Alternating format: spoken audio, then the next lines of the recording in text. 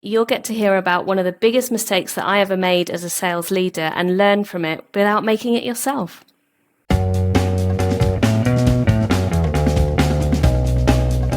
Welcome to the Full Funnel Freedom Podcast. If you are listening to this, you are likely leading a team responsible for generating revenue. Purpose of Full Funnel Freedom is to support people like yourself and keep your funnels consistently, reliably full. Welcome to the Full Funnel Freedom Podcast. I'm your host, Hamish Knox. Today, I'm delighted to have Susie Matheson as my guest today. Susie is the founder of The Small Stuff. She's passionate about helping salespeople reach their sales potential by empowering them to think for themselves and giving them the tools they need to be successful. Susie is an experienced sales professional with a proven track record in various industries. With a focus on sales training, employee motivation, and team building, she successfully developed and executed sales training programs and implemented employee development and coaching plans. Susie has held sales management roles in paint and coating industries as well as automotive, where she achieved significant sales growth and improved customer retention. Susie has excellent powers of observation combined with a patient yet clear coaching style, which brings out the best in individuals and groups. Susie's expertise and experience instill confidence in customers, and she is committed to empowering sales teams to understand, adjust, then execute improvements for success. Susie, welcome to Full Funnel Freedom.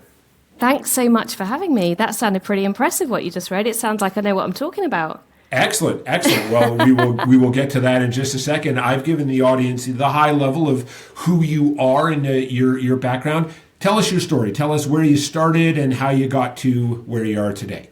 Yeah, happy to. So thanks for having me on the podcast today. So I'm Susie, born and raised in the UK, and spent a lot of my time enjoying communicating with people, including learning the German language.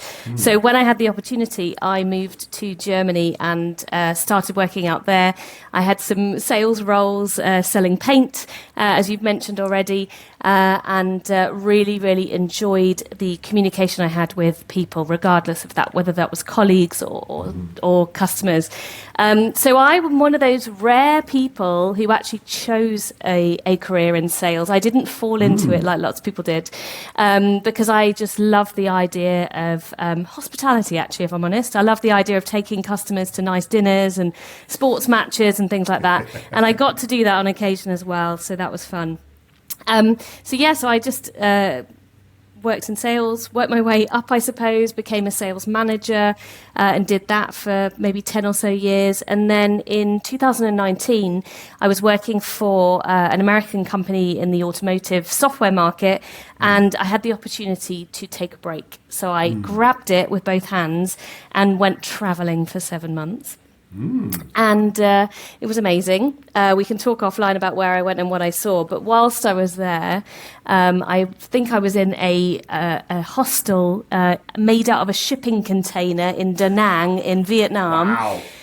And I was just lying there on my bunk bed next to another girl from Germany called Rebecca. And I was like, Rebecca, I'm loving this traveling, but do you know what? I'm missing work. I miss work. I miss sales. I miss that interaction with people, but I don't miss those KPIs. So Rebecca said, well, what are you going to do? And I was like, I've got no idea. I don't know anything else but sales. And she said, well, have you ever thought about trying to teach people about sales? Have you ever thought about helping them? And that was the small stuff being born there and then. So for the rest of the time that I was traveling, I had a good few months left. I, in my head, was building ideas and thinking about how I could best launch a company.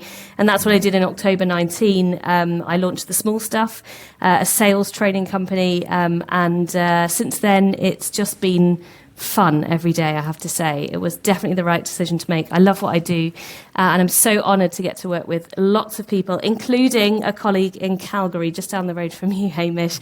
Yes. So the 5 of us at The Small Stuff now work in helping others to hit their KPIs and helping them to become better salespeople. So that's kind of how I got to where I am in a nutshell. Amazing. What a very cool story. And a shipping container in Da Nang has not come up on the podcast yet in terms of an origin story. So thank you for sharing that with us. And when we were chatting offline, Susie, one of the things that we had talked about is you had an experience with a company and you were a frontline sales manager, which is pretty much the hardest job in the business because you're getting stuff from on high, and then you have to download that to the front to your sellers, and then the sellers are coming back and going, hey, this sucks, or look at what we did. Then you've got to translate that up on high, and it was really challenging for you. So would you share a bit more about that experience and how that ultimately frames how you support your clients with the small stuff today? Yeah, sure. So I've been lucky enough to have a lot of sales roles, but I would argue that I didn't really get into full-on sales until I joined the last company I worked for, which was an American company selling automotive software. And it was a great job and probably the most stressful job I've had all in one. So I always enjoyed going into work because I loved seeing the people, I loved the challenge, but it was super hard because it was so KPI driven. And exactly as you just described, I was that frontline manager. So I was managing the field sales team, the inside sales team, and also the customer retention team. And ultimately, you just needed really broad shoulders because you were filtering everything that was coming from above, and then you needed to decide what to pass on to the team below. And so it was a very tricky tightrope to walk. And sometimes I certainly got it wrong. You know, I gave too much information or showed my emotions too much, which is probably something that I would say actually you should always be able to do in a company. But, you know, sometimes I let it get the better of me. But in general, it was just a very, very high tension role. But it taught me the most I've ever learned about sales and sales management. So I'm super happy that I did it. And that was probably where I got most of my learning for the small stuff, because that experience for me was not unusual. That happens all over the world. We have companies, we have teams with targets to hit. We have big goals that we want to achieve. And if we don't know what to measure, if we don't know where those successes are coming from, or we're not learning from maybe the opportunities we've lost, then how are we going to know how to succeed and how to grow? So I truly believe that if I hadn't have had those 3 years in that company, I wouldn't be able to do what I do now and advise people and help people hit their own KPIs. So yeah, that's a little bit about the experience. I hope that was kind of enough to it really ties it together, because you know, we've had guests on who are very KPI, right, very data, very, and then we've had other guests on who have been very human, right, very people oriented, right, and I feel you brought the balance. The word balance is overused, but you brought a really nice, like, yes, KPIs are important, and the human beings who execute them are also important, as is the person who is leading those humans. So one of the other things that we talked about from your experience, and like a lot of sales managers who got promoted, you probably didn't get a whole lot of training other than congratulations, you are one. You had shared with me that you were doing a lot to, quote unquote, help your team, but you might have actually been doing more harm than good when it came to supporting them in a role. So what was that experience? And tell us a bit more about how you realized that in the moment you might have been helpful, but long-term, maybe not so much. Yes, happy to talk about that. So basically, I saw my role as freeing up my reps' time to do what they were paid to do, as much of their time as possible. So be as effective as possible in that role. And in doing that, what I ended up doing was doing some of their job for them. So especially the admin tasks, especially the I'll go away and create a list of leads that you can contact, those kind of things, I saw at the time as being helpful, which short term they were, right? They were really helpful. Someone was in a bind. They didn't know where to start. And I was like, well, here you go. Here's 20 people you can call today. Trying to be helpful. But what I was doing was I was ending up being their administrator, who they appreciated and respected. I have to say that there was no disrespect or anything. They did like they liked what I did, but I ended up being their assistant rather than their manager. Yeah. And so what was happening is that they were performing. They were always doing their activities. I mean, that was one of the things we were focused on. One of the KPIs: are you making your 40 calls a day? Right. That was what we had as a target, and that was one of many that we measured. But what I wasn't doing was equipping them to learn how to do it themselves next time. And so what happened was, when I handed in my notice and said I was going to go traveling, I actually was lucky enough, and I say this, lots of people might not see it like this, but I was lucky enough to have a 3 to 4 month notice period, which meant that I had a really nice long time for handover. And the company were also then, they had a nice long time to source for my replacement, look for somebody else. And the nice thing was for the team that there was no overlap. So I left before the new manager came in, and they actually had a couple of weeks to breathe between us, which lots of people go, oh no manager, but actually it worked out really well, because in those 3 to 4 months where I was still there, guess what? I completely changed my priorities. And suddenly the reporting for my boss, where he needed to know about a forecast or about a deal or something like that, became less important. And I focused wholeheartedly on equipping my team with having all of the tools that they needed to be able to do the job without me, and possibly without a sales manager in seat for a while. And it was the best gift that I could have been given as me as a manager, because I use it now for the future, but I also believe for a lot of the team. And I stay in touch with the team. I mean, I left in 2019, so it's 5 years ago nearly. And I stay in touch with quite a few of them, and most of them are still in role. All but one of them is still in the company, and they're all, most of the time, smashing their targets. Cool. Which they weren't doing all the time when they were working for me. So I truly would like to think that me investing that time in them and making them more equipped to be able to do their role autonomously actually has helped them to succeed. I'm going to claim that as mine anyway. As you should, yes. We'll celebrate that victory together. So I got to believe, though, Susie, that, because I wrote a book on the human side of change, that you went from administrator, as you just said, to a manager, a true leader who is supporting the team and giving them tools. There's a window in there where I'm sure you had a little bit of pushback from some of the members of your team when they were like, wait a second, Susie's not going to do this for me anymore. So how did you manage, and how did you get through those rapids when all of a sudden your team was getting one thing from you, and then you were actually giving them what they needed, but maybe not necessarily what they thought they wanted? So I was lucky enough, because of the situation, that I could be quite cheeky and say, well, how are you going to do this when I'm not there? I was lucky enough, but this is a situation that I find a lot of the FLMs that I coach, the frontline managers, that I coach, also find themselves in. And so for me, it's about flipping the conversation. So it's flipping about the conversation to ask a question about what do you need to do? How do you think you would find that yourself? How can I help you to find that yourself?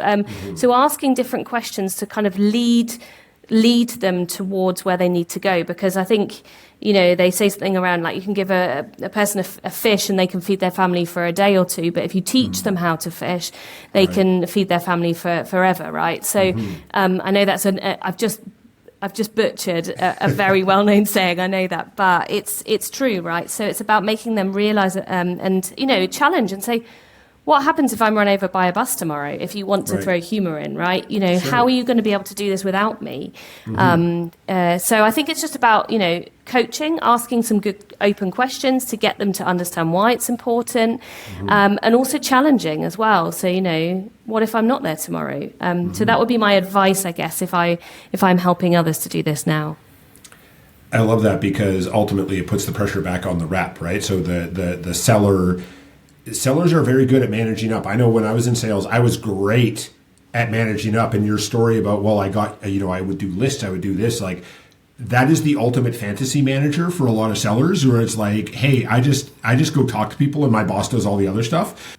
I'm wondering if you've had the experience or what you would coach someone to do when you get a seller who goes into I don't know mode. Because it's all well and good for us to ask the questions of, hey, what happens if I just, didn't come back tomorrow? I usually say I learned that I got an island from a relative I didn't know about because they died and it was in their will. Because I don't like killing anybody, even metaphorically, although I guess my relative had to die. So what do you say? I didn't know them, though, so it's okay. So what did you say to a seller, or what do you say to your clients when they have somebody who is going, I don't know, boss, and trying to still do the managing up thing when you're trying to help them self-discover? Oh, great question. So first of all, I'm totally stealing that about the island. That is much better than being run over by a bus. So thank you for giving me some new material. You're very welcome. So I think this is where the personal side of things come into the people. So I've listened to a couple of your podcasts, recently, and one of your guests was talking about this, like, they're not personas, they're people. And everybody has, they're a human being at the end of the day. So it's about understanding, where is this I don't know coming from? Is this coming from laziness? Is this coming from helplessness? Is this coming from lack of confidence? Is this coming from the fact that it's just been that way? So it's a resistance to change. There's all sorts of reasons. So I think that the biggest thing to do is to really understand where it's coming from. And you can do that using your common sense. You know these people typically, so you may understand the way they tick. Or you can ask some questions around it as well. So if they're really saying, I don't know, go back and challenge and say, well, where would be the first place that you would look? Right? So let's do this together. Where would be the first place you'd look? And then what? Then what? Right? What else? Yeah? What else is important for you to know? And if they keep coming back with, I don't know, then of course you can help them. I mean, there's a difference between a new hire who's been in the job 2 days and an experienced SDR who's been in the role 2 years. Fair. So again, you have to change your approach according to that as well. So it's about then, for me, understanding the human and where that's coming from. Are they having some fun with this? Are they pushing back because they're not used to it? So really digging deeper and asking some good questions. And yet taking it from there.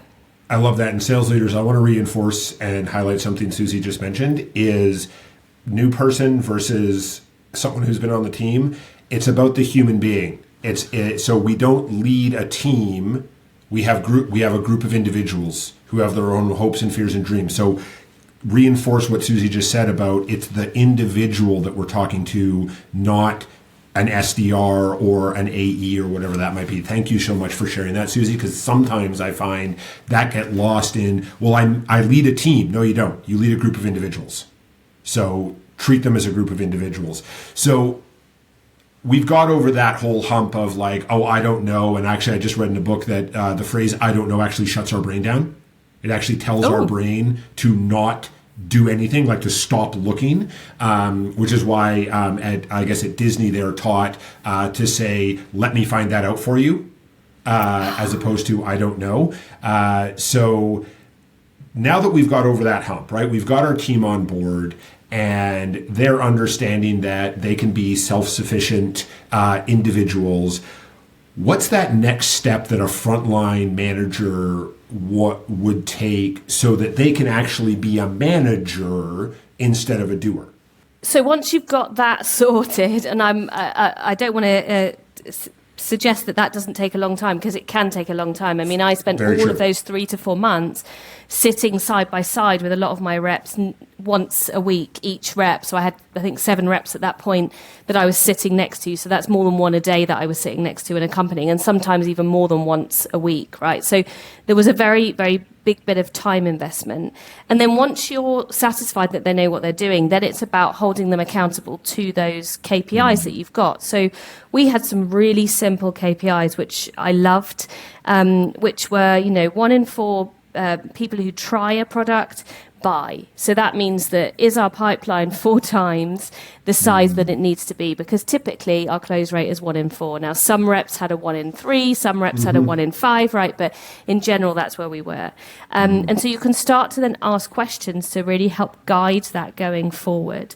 And then what you do with the rest of your time, well, that's when you look at things like upskilling, enablement, development plans. That's something that gets pushed really far to the side when we're not hitting our numbers, right? Yeah. It's first of all, what are you doing? Panic. You haven't got enough in your pipeline. Make some more calls, do some more activities. And there's not much point in doing lots of activities if the quality of those calls is not that good. So It's about really thinking about, well, what do my team need? How can I help them? How can I improve not only the quantity of what they're doing, but the quality? So one of the things that we did was I actually spent a lot of time on our CRM system figuring out how we could make that work for us better. so that you weren't clicking 10 times to create your report or your dashboard, but you had ready-made dashboards. So that when you opened up your computer in the morning, you could see your numbers glaring out at you, either in green or in red. And it was very simple then to see which buttons to press. So it gave me time to focus on those type of things. And getting in external trainers, organising product training, doing training myself, actually. So I funny enough, I enjoyed doing training back then too. So, and helping to really enable them to do their best. That's just a few things. I mean, I could go on onboarding, recruiting, all of that stuff. You suddenly have time to do, and you're not just doing it between meetings. Right. So, yeah. So let's go back on these personal development plans, because that's one of the things when we work with our clients. It's like, okay, so what are we working on, for this period of time? Okay, so before we get to the end of that period, how are we doing? Let's look at, what are you working on? Because all of us can continue to grow and develop, even whether we have decades of experience or we're the number one seller, the top sales leader, whatever in the organization. So when you're looking at building out a personal development plan for one of your sellers, walk us through your best practices. What did you do as that frontline manager? What do you coach your frontline manager clients to do so that both them and their seller are actually on board with this personal development plan, and it doesn't become another stick that the seller just wants to ignore? So for me, and there's all sorts of ways of doing this, right? But ultimately, we look at short, medium, and long-term goals. And for me, development plan is all around where do I want to be in. And that could be my numbers. So it could be as simple as I want to be hitting 100% of quota by Q3. Yeah, that could be a very simple one. That's a short-term goal that you can work on and developing. And then you break it down and you say, right, what's stopping you getting there right now? And you quickly figure out we don't have enough pipeline. So that's a prospecting area. And we don't have the close rate is, 15% instead of 25%. So they're two indicators which can quickly show you, okay, I need to support this person in prospecting. Are they saying the right thing? Are they ringing up and pitching straight away, or have they got a good opener? Are they using pattern interrupts? Whatever it is that you're doing, is to understand that to help them there. And with the discovery part, so with the close rate, it typically is around discovery, right? So qualification and discovery. Have I got the right opportunities in my pipeline to start off with? And am I qualifying them out? If not, am I not scared to say? So that could be something simple that's short term, and that achieving Q3 could be because they want to be recognized as the top salesperson, or they want some kind of recognition, or it could just be, I'm fed up of not hitting my quota, I want to get my bonus for once, right? So that's kind of a short-term goal. Then a mid-term goal could be something about the year. So it could be a personal goal. So it could be something around, hey, I want to be considered to be a team lead when the next opportunity comes up. I want to be sent to the States. We used to have a program where you could get sent to the States to join our colleagues there for a week-long conference in Memphis, which I went on once, and it was fantastic.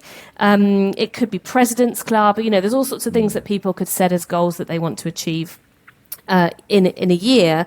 And so then, again, it's breaking it down. It's like, well, what do we need to do? What do we need to do to get you there in Q1 through to half year, first half year, second half year, those kind of things. So that's that one. And then there's the long-term goal is that question that lots of people hate, which is, where do you see yourself in 3 years' time or 5 years' time, right? And lots of people don't know, but some people have a really clear picture of that. So it's about understanding, if they have a clear picture, what does that mean for them? And what are the steps that need to happen to get there? So with any type of development plan, I think it's important to know what's the goal, and then let's break it down to figure out how to get there. Totally. And then the next thing is those measures. So how do I hold myself accountable? How do I hold my team member accountable for that? Or rather, how do they hold themselves accountable, and how do I hold them accountable? So stage gates, regular meetings, by our next meeting in 6 weeks' time, what will you have done? What looks different? How have you moved the dial? There's all sorts of ways you can do it, but they're ultimately kind of the process that I would take someone through when it comes to development plans. Beautiful. I love that. Sales leaders, make sure you go back and review that and start implementing those personal development plans, because as Susie said, they're incredibly important for every individual on our team, so that we're all trying to grow, or we are all growing and stretching and improving on a consistent, regular basis. So Susie, having been in that frontline manager role, and now you coach among other roles, frontline managers. What would be the two skills that you would really recommend frontline managers, and ultimately anybody who's leading individuals, but ultimately frontline managers? What are those two skills that you would really encourage the frontline managers listening to make sure that they're working on a consistent, regular basis so they can be the best leader for their team? If I'm only allowed two, gosh, that's not very fair. Right. So the first one is develop the skill of good questioning. And there's two questions or two good styles of questions, and they begin with the word how or they begin with the word what. Okay. And if you can develop questioning around that, you're going to help your teams to come up with answers themselves. You're going to help your teams to think for themselves as well. And actually by doing that consistently, and that's point number 2, consistency, you're going to help them to get used to having to do the work. So that would be number 1, is to develop really good questioning styles. How do you see that panning out? What are your plans to make that happen?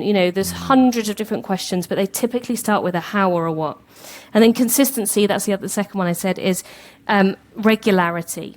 If you're 1 week, you're like all on fire and let's do a stand-up and let's do this and let's have a competition. And then there's nothing for 2 or 3 weeks later. Guess what? That up and down will follow. The dip will follow. So, the up and then the dip will follow. So consistency is a really, really important piece for teams and for those human beings that we talked about. Regular one-on-ones, whether that's weekly, bi-weekly, regular team meetings, whether that's daily, weekly, monthly, however, whatever the cadence is that fits for your team, and don't cancel them for something more important. Yes. Amen, sister. Yes, 1,000%. And to build on that, one of the things that breaks trust is a lack of consistency. There's plenty of data out there that if in any human relationship, right, whether, spouse, partner, parent, child, friend, whatever, if we have a lack of consistency, whether that is randomly breaking our word, rescheduling, whatever, it diminishes trust over time. And as you and I have both experienced, when there is a lack of trust, there's definitely not going to be productivity or performance. Exactly. Yeah. Yeah, I've seen it. I've had it happen to me. You've got this important meeting in with your boss, and then they're like, "Oh, sorry, I've got a customer call I need to jump on." Yeah, sure, that is important, but what you're telling me in that moment is that's more important than you. And ultimately, we want to be showing each team member that they are important. They're an important cog in the machine that needs to be oiled and needs to be paid attention to just as much as the customers do that we have calls with. So. Absolutely. Wherever possible, show them that they're important. Very cool. So that is a great place to transition into the rest of our podcast today, because you and I could certainly nerd out about this stuff all day long. I do have a few questions before we wrap up. So question number 1 being, if you could go back and coach younger Susie, go back as far as you like, and go, hey, younger Susie, in the future, you'll have had all this great experience. You'll have this amazing company called The Small Stuff. You will also have a bunch of scar tissue and bumps and bruises. What would you coach younger Susie to say or do different to get to the same place with less scar tissue and fewer bumps and bruises? So the cliche answer here is I wouldn't change anything, because if I hadn't have had all that scar tissue, I wouldn't be where I am today. However, yes, I think that one of the things that can get in the way of sales success, and it certainly did in my career as well, either as a sales rep all the way through to manager, is the need or desire to be liked. Aha. If I could have lost that quicker, and I still want people to like me, but if I could have lost that being such a driver for some of my motivation in the early years, I believe I would have developed a much thicker skin much quicker, and I would have been able to make some tougher decisions sooner, probably. So, yeah, that would be the advice I'd give. Love that. And yes, that whole need to be liked is a challenge that all of us as humans face, and leaders especially, because we want to lead a team and we want our team to be motivated. So thank you for sharing that with us. Final question for you. You have already given us so many great ideas and insights today. What do you have as a final bit of wisdom, a closing thought, or something to plug? The floor is yours. Oh, goodness. So I guess one of the things that I love doing every week is I also podcast. So I think that's where I'd love to take people. I have the pleasure of chatting with Leon McCowan and Chris Dawson every week, and we chew the fat about LinkedIn and other social media posts, but it tends to be LinkedIn. So we look for sales posts, we look for themes that are coming up, and then we discuss whether we agree or disagree with them. We talk about the lessons we can learn from it, and we basically use someone else's material and then talk about it and claim it as our own in our little podcast. So it's the Sales Dojo. And you can go to thesalesdojo.com, where you can find loads of resources, videos from tons of trainers about all sorts of topics, and it's all free of charge. And then there's a podcast which is also called the Sales Dojo Podcast. You can go there, and there's tons of information. And I've just heard with it we are number 8 on the Qatar marketing charts this week. So there we go. Amazing. Congratulations. big audience in Qatar. Susie, what a great way to wrap us up. We'll put those links in the show notes, of course. Thank you very much for being a guest on Full Funnel Freedom today. Thank you for having me.